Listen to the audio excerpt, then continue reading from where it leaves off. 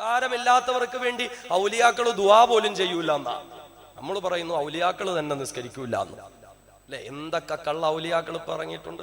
കുറെ നാളുകൾക്ക് മുമ്പ് തിരുവനന്തപുരം നെടുമങ്ങാട് എന്ന് പറയുന്ന ഒരു സ്ഥലമുണ്ട്. എന്റെ ഭാര്യയുടെ വീട് അവിടെ ഞാൻ തന്നെ നേരിട്ട് കണ്ടിട്ടുണ്ട്. കള്ളും കുടിച്ചു തുണിയുമില്ലാതെ റോട്ടിൽ കിടന്നിരുന്ന മനുഷ്യൻ. പണ്ടെങ്കിൽ ഓരോ മുസ്ലിയാരായിരുന്നു. അള്ളാഹ് ഹിദായത്തിനെ എടുത്തു കളഞ്ഞു. കള്ളു കുടിച്ച് റോഡിൽ കിടക്കും, തെറി അഭിഷേകവുമായി. എന്തെങ്കിലും ഒരു ആവതുണ്ടാകുമ്പോൾ 4 കാലിന് ഇങ്ങനെ തുണിയില്ലാതെ എഴുന്നേറ്റ് നിൽക്കും. നെടുമങ്ങാട് ടൗണില് അവിടെ വരുന്നവരെയൊക്കെ കൈയാണിച്ച് നിർത്തും. ഓനെ കള്ളു വാങ്ങാൻ പൈസ തരണം, അത് ചോദിച്ച് തന്നെയാ വാങ്ങല്. പൈസ കൊടുത്തില്ലെങ്കിൽ പിന്നെ വേറെ എന്തെങ്കിലും ചേർത്തിട്ടായിരിക്കും മോനെ എന്ന് വിളിക്കല്. സ്വഭാവം ഞാൻ പറഞ്ഞത്, പരസ്യമായി തുണിയില്ലാതെ റോഡിൽ കിടക്കുന്ന മനുഷ്യൻ, തെറി അഭിഷേകം നടത്തുന്ന മനുഷ്യൻ, ഈമാനിന്റെ ഒരു ചെറു ലാഞ്ചന പോലും ഇല്ലാത്ത മനുഷ്യൻ. എന്തുണ്ടായി? അവസാനം ചത്തു കഴിഞ്ഞപ്പോ ചത്തെന്നേ പറയാൻ പറ്റുള്ളൂ. എല്ലാരും കൂടെ കൊണ്ടുപോയി കുഴിച്ചിട്ടു. ഇപ്പൊ വലിയ മക്ബറയാണ്. വർഷാവർഷം ആണ്ട് നേർച്ചപ്പോ 2-3 ദിവസം മുമ്പ് കഴിഞ്ഞതേ ഉള്ളൂ. ഞാൻ പറഞ്ഞു, ഇതിനെയൊക്കെ കണ്ണുമടച്ച് വിശ്വസിക്കാൻ പറ്റുമോ? അപ്പൊ ചില ആളുകൾ ഞാനിങ്ങനെ ചോദിച്ചപ്പോ എന്റെ ചില സുഹൃത്തുക്കൾ പറഞ്ഞത്, അത് അദ്ദേഹം കള്ളു കുടിക്കുന്നു എന്നൊക്കെ നമുക്ക് തോന്നുകയാണത്രേ, കുടിക്കുന്നതല്ല നമുക്ക് തോന്നുകയാണെന്ന്. അങ്ങനെയാണെങ്കിൽ ഈ ബീവറേജ് ഷോപ്പിന്റെ മുമ്പിൽ നിൽക്കുന്നവനെയൊക്കെ നാളെ ഔലിയാക്കളാക്കൂലേ? നമുക്ക് തോന്നുകയാണെങ്കിലോ? ഔറാദുകളിലൂടെ, ദിക്റുകളിലൂടെ, ഇബാദത്തുകളിലൂടെ ജീവിതം രാപ്പകൽ വ്യത്യാസമില്ലാതെ പടച്ചവന് വേണ്ടി കൊടുത്ത് അള്ളാഹുവുമായി കഷ്ടപ്പാടിലൂടെ ബന്ധം ഉണ്ടാക്കിയവരാ ഔലിയാക്കള്. ആ ഔലിയാക്കളുടെ കൂട്ടത്തിൽ കണ്ട തെമ്മാടിയും കള്ളുകുടിയനെയും പിടിച്ചു നിർത്തുമ്പോൾ യഥാർത്ഥ അഹ്ലുസുന്നത്തി വൽ ജമാഅത്തിന്റെ ആശയാദർശങ്ങൾ അംഗീകരിക്കുന്നവർക്ക് എന്റെ സഹോദരങ്ങളെ നിശബ്ദത പാലിക്കാൻ സാധ്യമാകുമോ? ഗൗരവമായി നമ്മൾ ചിന്തിക്കണം. തഖ്വയെ മുറുകെ പിടിച്ചുകൊണ്ട് തഹജ്ജുദ് നിസ്കാരം ഉൾപ്പെടെ രാത്രിയിൽ പകുതിയിലേറെ സമയം തസ്ബീഹുകളും അദ്കാറുകളും ഔറാദുകളുമായിരുന്നു അല്ലാഹു റബ്ബുൽ ഇസ്സത്തുമായി ഹൃദയംഗമായ ബന്ധമുണ്ടാക്കിയവരാണ് ഔലിയാക്കൾ. ആ ഔലിയാക്കളുടെ കൂട്ടത്തിൽ ഒരു നിസ്കാരവും ഇല്ലാതെ തുണിയില്ലാതെ റോഡിൽ കിടക്കുന്നവനെ പിടിച്ച് കയറ്റുക എന്ന് പറഞ്ഞാൽ എങ്ങനെയാ അംഗീകരിക്കുന്നത്? ഞാൻ പറയുന്നത്, നിങ്ങൾ നിഷ്പക്ഷമായി ചിന്തിക്കുക. മസ്താൻ എന്ന് നമ്മൾ പറയാറുണ്ട്. മസ്താൻ എന്ന് ഇവിടെയൊക്കെ പറയാറുണ്ടോ? ഇത് എവിടെ നിന്ന് കിട്ടിയ പദപ്രയോഗമാണ്? മസ്താൻ എന്ന് പറഞ്ഞാൽ വിലായത്തിന്റെ ഒരു പദവിയായിട്ടാ പലരും മസ്താൻ എന്ന് പറയും. എന്ന് പറഞ്ഞാൽ നിസ്കാരം ഒന്നുമില്ലാതെ കറങ്ങി നടന്നവർക്കൊക്കെയാണ് ഈ മസ്താൻ എന്ന് പറയുന്നത്. ഇത് വിലായത്തിന്റെ, തസവ്വുഫിന്റെ, ത്വരീഖത്തിന്റെ ഏതെങ്കിലും ഒരു കിതാബിൽ നിന്ന് തെളിയിക്കപ്പെടാവുന്ന ഒരു പദവിയാണോ? സ്വീകാര്യയോഗ്യമായ കിതാബാ, കള്ളസൂഫികളുടെ കിതാബിന്നല്ല. സ്വീകാര്യയോഗ്യമായ അഹ്ലുസുന്നത്തി വൽ ജമാഅത്ത് അംഗീകരിച്ച മഹത്തുക്കളായ മശായിഖന്മാർ രചിച്ച തസവ്വുഫിന്റെ, ത്വരീഖത്തിന്റെ കിതാബുകളിൽ നിന്ന് അല്ലാഹുമായി അങ്ങ് ലയിച്ച് പിന്നങ്ങ് മസ്താനായി, പിന്നെ കള്ളും കുടിച്ച് വെള്ളം ഒടിച്ച് തുണിയില്ലാതെ കറങ്ങി നടക്കും. ഇതാര് പഠിപ്പിച്ചു? ഇത് ഖുർആനിന് വിരുദ്ധമല്ലേ? ഇത് ഖുർആൻ പഠിപ്പിക്കാത്തതല്ലേ? ഹബീബായ നബിയുനാ മുത്തളി മുഹമ്മദ് മുസ്തഫ, നബിയുനാ മുത്തളി മുഹമ്മദ് മുസ്തഫ സല്ലല്ലാഹു അലൈഹി വസല്ലമ തങ്ങളോട് ഒരു ദിവസം സഹാബത്ത് ചോദിച്ചു, യാ റസൂലല്ലാഹ്, മൻ ഔലിയാഉല്ലാഹി യാ റസൂലല്ലാഹ്, അല്ലാഹുവിന്റെ ഹബീബേ, ഔലിയാക്കൾ എന്ന് പറഞ്ഞാൽ ആരാ? ഹബീബായ മുത്തിനോട് ചോദിക്കുന്ന ഔലിയാക്കൾ എന്ന് പറഞ്ഞാൽ ആരാണ്? അല്ലാഹുവിന്റെ റസൂൽ ഒറ്റ വാക്കിൽ മറുപടി കൊടുത്തു, അല്ലദീന ഇദാ റഊ ദുകിറല്ലാഹ്, ആരെ കാണുമ്പോഴാണോ നിങ്ങൾക്ക് പടച്ച തമ്പുരാനെ ഓർമ്മ വരുന്നത് അവരാണ് അല്ലാഹുവിന്റെ ഔലിയാക്കൾ. ആരെ കാണുമ്പോഴാണോ നിങ്ങൾക്ക് പടച്ച തമ്പുരാനെ ഓർമ്മ വരുന്നത്? അല്ലദീന ഇദാ റഊ ദുകിറല്ലാഹ്, ആരെ കാണുമ്പോൾ അല്ലാഹുവിനെ ഓർമ്മ വരുന്നു, ആരുടെ വാക്കുകൾ കേൾക്കുമ്പോൾ അല്ലാഹുവിനെ ഓർമ്മ വരുന്നു, ആരുടെ പ്രവർത്തനങ്ങൾ കാണുമ്പോൾ അല്ലാഹുവിനെ ഓർമ്മ വരുന്നു.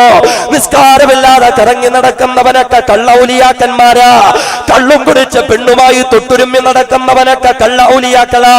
പീടി വലിച്ചുകൊണ്ട് നടക്കുന്നത് കള്ള ഔലിയാക്കളാ. അല്ലാഹുവിന്റെ വിധിവിലക്കുകളെ നിഷേധിക്കുന്നവര് കള്ള ഔലിയാക്കളാ. കാരണം പടച്ചവന്റെ ഔലിയാക്കളിൽ ഏറ്റവും പരമോന്നതമായ സ്ഥാനങ്ങളിലേക്ക് ഉയർത്തപ്പെട്ട ഹബീബായ അഷ്റഫുൽ ഖൽഖ് മുത്തേ മുഹമ്മദ് മുസ്തഫ സ്വല്ലല്ലാഹു അലൈഹി വസല്ലമ തങ്ങൾ പഠിപ്പിച്ചത് ഔലിയാക്കൾ എന്ന് പറഞ്ഞാൽ അല്ലദീന ഇദാ റുദിറല്ലാഹ്, ആരെ കാണുമ്പോൾ പടച്ചവനെ ഓർമ്മ വരുന്നു അവരാ അല്ലാഹുവിന്റെ ഔലിയാക്കൾ. ഔലിയാക്കളിലൂടെ പടച്ചവനിലേക്ക് അടുക്കാനാണ് സാധിക്കേണ്ടത്. ഔലിയാക്കളിലൂടെ പടച്ചവനിലേക്ക് കടക്കാനാണ് സാധിക്കേണ്ടുന്നത്. ബഹുമാനനായ ശൈഖ് ജീലാനി തങ്ങൾ പറയുന്നു, ഹറാം ചെയ്യുന്നവന്മാർ ഔലിയാക്കളല്ല. അഫ്ളൽ ഖാസിമിയുടെ വാക്കല്ല സഹോദരങ്ങള്. ബഹുമാനനായ സുൽത്താനുൽ ഔലിയാ ശൈഖ് ജീലാനി തങ്ങളാ പഠിപ്പിക്കുന്നത്. അത് കള്ള ഔലിയാക്കളെ തിരിച്ചറിയുക.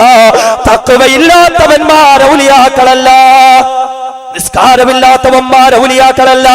ഹറാമുകൾ ചെയ്യുന്നവര്, പെണ്ണുങ്ങളെ നേരിട്ട് കണ്ട് മുസാഫഹ ചെയ്യുന്നവര്, പെണ്ണുങ്ങളെ കെട്ടിപ്പിടിക്കുന്നവര്, പെണ്ണുങ്ങളെ സ്പർശിക്കുന്നവര്, അള്ളാന്റെ പള്ളിയിൽ നിന്ന് ബാങ്ക് കേൾക്കുമ്പോ ജമാഅത്തിന് നിസ്കാരത്തിന് പോകാതെ വീട്ടിന്റെ ഉള്ളിൽ ഒതുങ്ങിയിരിക്കുന്നവര്, മുരീദന്മാരോട് കെട്ടുകഥകൾ പറയുന്നവര്, എന്തെങ്കിലുമൊക്കെ മദ്യമോ മയക്കുമരുന്നോ ഓടിച്ച് ദിവസങ്ങളോളം ലെക്ക് കെട്ട് കിടന്നിട്ട് ലെക്കിൽ നിന്ന് മുറുക്കമെഴുന്നേറ്റ് ബോധം വരുമ്പോ ഞാനങ്ങ് ഹറമിലാണെന്ന് പറഞ്ഞ് സമുദായത്തിന്റെ വിശ്വാസ ദൗർബല്യതയെ ചൂഷണം ചെയ്യുന്നവര്.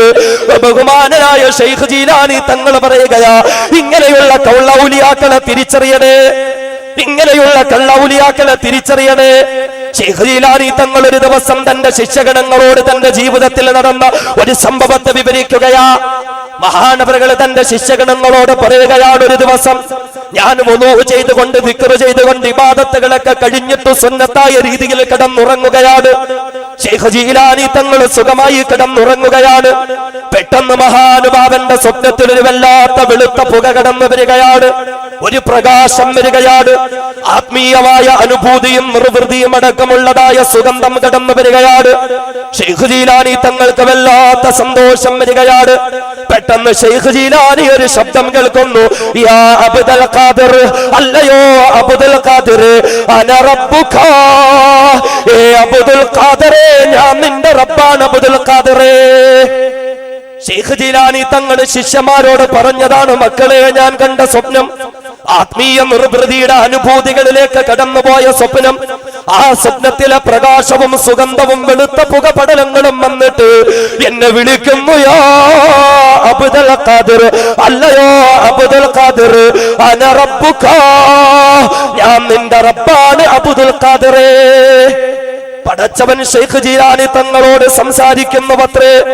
എന്നിട്ട് പറയുന്നു, അബ്ദുൽ ഖാദിറേ, നിന്നെ എനിക്ക് വല്ലാത്ത ഇഷ്ടമാണ്.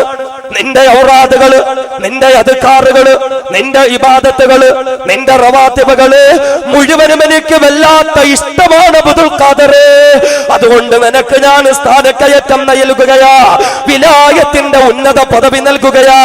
എനിക്ക് നിന്നോടുള്ള സ്നേഹത്തിന്റെ പേരില്, എനിക്ക് നിന്നോടുള്ള മുഹബ്ബത്തിന്റെ പേരില് ഞാൻ നിനക്ക് വിലായത്തിന്റെ അത്യുന്നത പദവി തരുന്നു അബ്ദുൽ ഖാദിർ. അതെന്ത് പദവി എന്തെന്നറിയുമോ? വഖദു അഹ്ലൽതു ലകൽ മുഹറമാത്. ഏ അബ്ദുൽ ഖാദിറേ, എനിക്ക് നിന്നോടുള്ള സ്നേഹത്തിന്റെ പേരിൽ വഖദ് അഹ്ലൽതു ലകൽ മുഹറമാത്, ഇന്ന് ഈ നിമിഷം മുതൽ ഹറാമുകളൊക്കെ നിനക്ക് ഹലാലാ. ശൈഖ് ജീലാനി തങ്ങളോട് പടച്ചവന്റെ ശബ്ദമാണ്, വഖദ് അഹ്ലൽതു ലകൽ മുഹറമാത്, എനിക്ക് നിന്നോടുള്ള സ്നേഹത്തിന്റെ പേരിൽ, സ്ഥാനത്തിന്റെ പേരിൽ, അതെ ഇന്നു മുതൽ ഹറാമുകളൊക്കെ ഹലാലാ. ശൈഖ് ജീലാനി തങ്ങൾ ഉറക്കത്തിൽ തന്നെ ഞെട്ടിയുണരുകയാ. എന്നിട്ട് രണ്ട് കൈകളും പടച്ചവന്റെ ദർബാറിലേക്ക് ഉയർത്തി മഹാനവറുകൾ പ്രാർത്ഥിക്കുകയാണ്, അഊദു ബില്ലാഹി മിനശ് ശൈത്വാനിർ റജീം, ഇഖ്സയാ ലഈൻ, ഇഖ്സയാ ലഈൻ. അല്ലാഹുവേ, വിരട്ടിയോടിക്കപ്പെട്ട ശപിക്കപ്പെട്ട പിശാചിൽ നിന്ന് ഞാൻ നിന്നോട് കാവൽ തേടുന്നു അല്ലാഹ്. ഇഖ്സയാ ലഈൻ, ഇഖ്സയാ ലഈൻ. എടാ ശപിക്കപ്പെട്ട പിശാചേ ഓടുക, ശപിക്കപ്പെട്ട പിശാചേ നീ ഓടുക. ശിഷ്യഗണങ്ങളോട് പറഞ്ഞു, മക്കളെ, അത് ശൈത്താനായിരുന്നു മക്കളെ. ഈ അബ്ദുൽ ഖാദിറിനെ വഴിപിഴപ്പിക്കാൻ വേണ്ടിയിട്ട്, എന്നെ കൊണ്ട് ഹറാമുകൾ ചെയ്യിപ്പിക്കാൻ വേണ്ടിയിട്ട് പിശാചാണ് വന്നിട്ടത് പറഞ്ഞത്. ശിഷ്യന്മാര് ചോദിച്ചു, ഉസ്താദേ എങ്ങനെ മനസ്സിലായി താങ്കൾക്കത്? വെളുത്ത പുകയെന്നല്ലേ പറഞ്ഞത്? നല്ല സുഗന്ധമെന്നല്ലേ പറഞ്ഞത്? നല്ല പ്രകാശമെന്നല്ലേ പറഞ്ഞത്? പിന്നെ അത് ശൈത്താനാണെന്നെങ്ങനെ മനസ്സിലായി ശൈഖ് അവറുകള്? അതിന് പടച്ച തമ്പുരാനാണെങ്കിലോ? ശൈഖ് ജീലാനി തങ്ങൾ പറഞ്ഞു, മക്കളെ ഞാനും അത് പടച്ചവനെന്നാ കരുതിയത്, അത് അല്ലാഹു തന്നെയാണെന്നാ ഞാനും വിശ്വസിച്ചിരുന്നത്. പക്ഷേ ഹറാമുകളൊക്കെ ഹലാലെന്ന് പറഞ്ഞില്ലേ, അതുകൊണ്ട് എനിക്ക് മനസ്സിലായി അത് പടച്ചവനല്ല പിശാചാണ്.